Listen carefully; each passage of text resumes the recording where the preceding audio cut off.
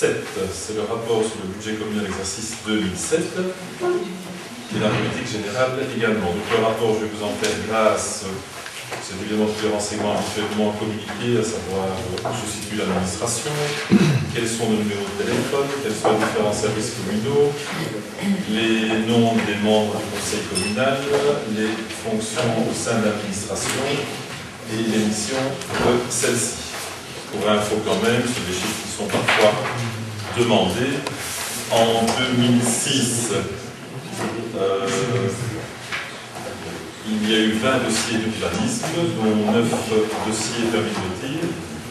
Il y a eu 35 naissances, 8 mariages, 31 décès. Et la population a passé le cap des 2800 habitants, parce que nous sommes maintenant en 2830. Alors, la note de politique générale pour ce budget 2007 qui, en début de législature, concerne évidemment les 6 années à venir. Premier élément, c'est un copier-coller du programme Le Village Idéal, puisqu'il n'est pas tout de faire des propositions électorales, il est évidemment déterminant et essentiel de transformer ces propositions en projets concrets.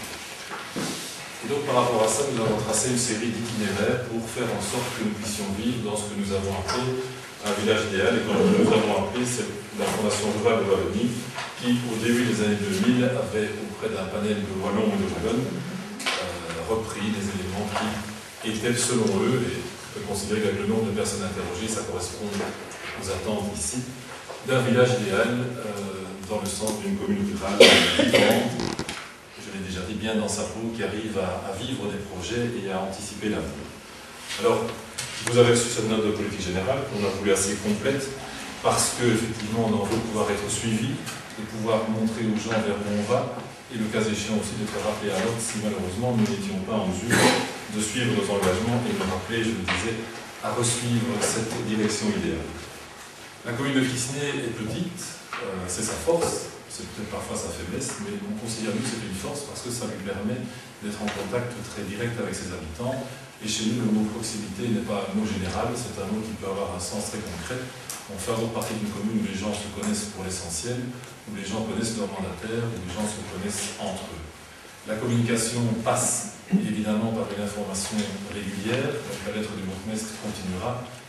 On va développer la communication vers Internet, chiffre à l'appui par l'opérateur historique de téléphonie. Nous avons plus de 850 habitations, c'est énorme, connectées à Internet. Donc par rapport à ça, on va valoriser davantage cet outil de communication en mettant sur pied Crisnay TV, qui reprendra le journal communal en version TV. La chaîne RTC, composée de notamment Liège, Astal, Serein et d'autres communes plus importantes que la nôtre, a trouvé une initiative tout à fait intéressante et a souhaité nouer un partenariat avec nous comme commune pionnière avant d'ouvrir son site à d'autres communes. Donc c'est à notre avis un mode de communication moderne qui correspond aux possibilités qu'ont les citoyens maintenant d'être tenus informés en temps réel.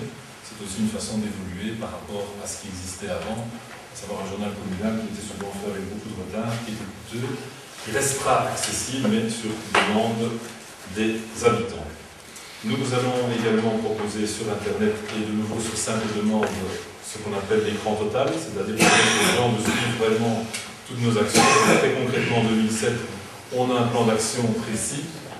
Eh bien, les gens sauront vers où on va pendant l'année. C'est tout à fait normal d'avoir un agenda des réalisations. Dans la notion de communication et de participation, nous mettons sur pied l'opération Devenez acteur de votre quartier. C'est quoi?